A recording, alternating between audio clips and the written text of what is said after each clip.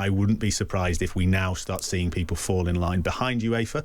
I could be wrong. There could be a battle. This could continue, but certainly the good guy, bad guy,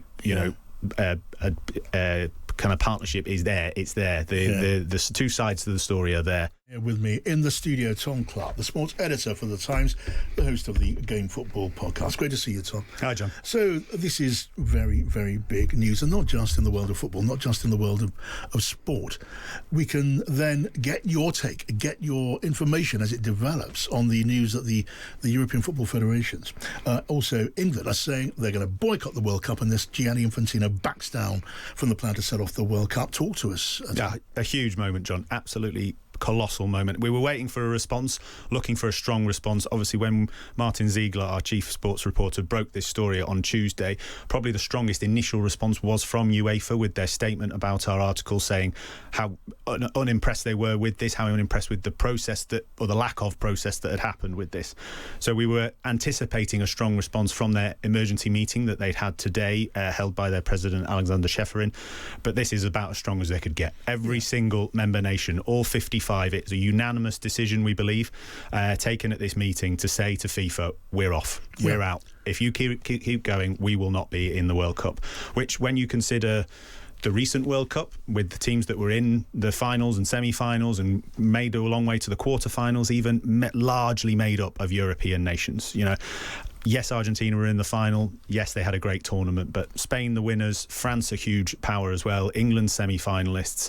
You think as well ahead to the Women's World Cup, which is coming up next summer.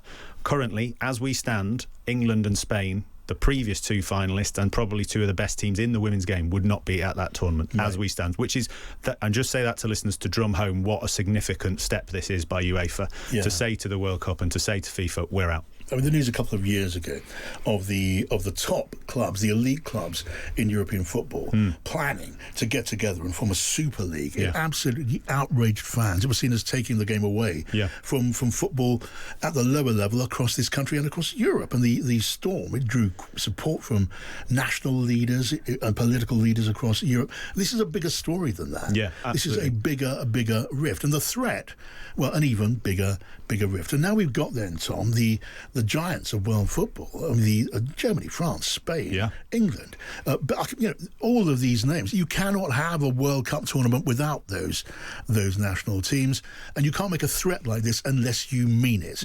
So if I say Gianni Infantino has no choice but to back down, is that a reasonable conclusion? You would have thought so, John, but I honestly wouldn't be. Nothing surprised me with Gianni Infantino anymore. I mean, I should just say the UEFA have put out a statement as well confirming Martin Ziegler's exclusive story that you mentioned at the top of the show. Some really, really interesting lines in there. They say it is both irresponsible and indefensible that proposal of such significance for football was conceived in secret and brought to the brink of approval without any meaningful consultation.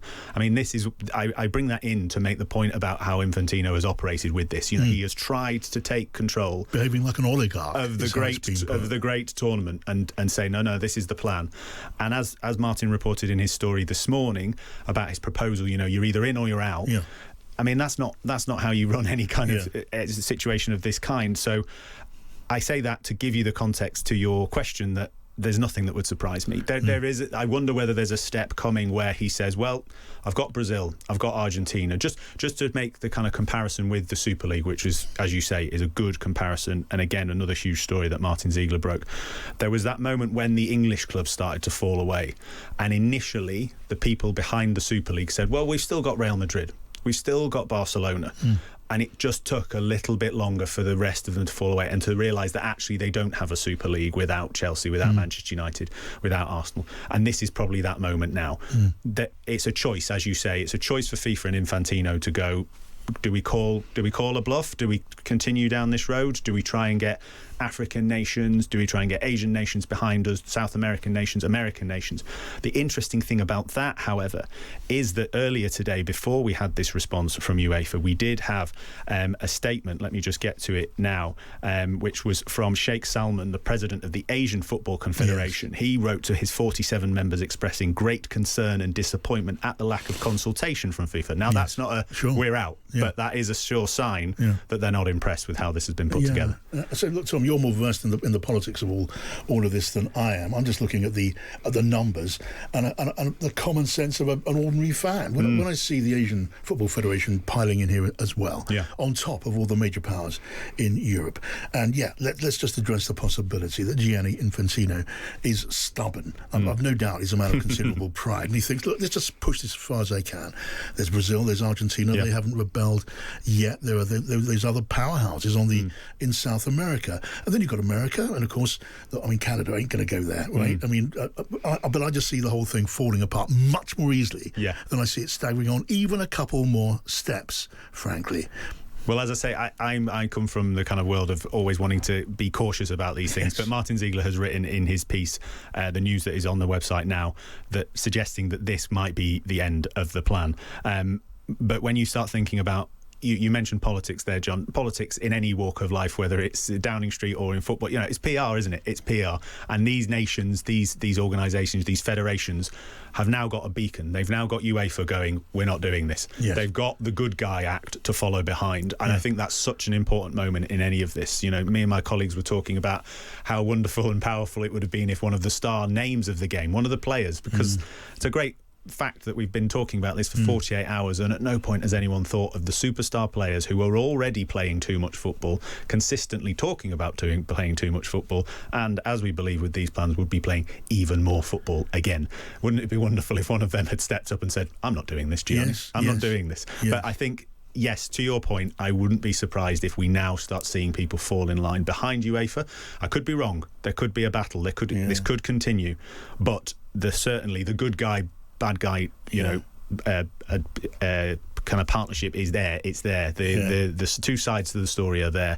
And you wonder whether the other federations will fall in behind. Well, it doesn't matter what I think. And we're going to be carrying on with this enormous story in the course of the programme this afternoon. It could be developing, will be developing as I speak. They're going to be stewing on this at FIFA headquarters, and Gianni Infantino himself. But here's just a final thought to take forward as we look ahead to future discussion and coverage of all of this. This whole thing was about money. Yeah. And if the investors, including the relative of Donald Trump, was interested in the first place because of the huge commercial potential of the World Cup tournament, that had to do with inviting people to turn up and buy exorbitantly expensive tickets, inviting advertisers to put their money in for their very expensive ads, getting Madonna and who knows what else to turn up for far too long at half time. That is about a tournament which includes, the likes of Kylian Mbappe. It includes, maybe Messi won't be there next time, but the stars people don't want to see, but will pay through the nose to see and place their advertising money. And that attractiveness of the deal is melting as we speak.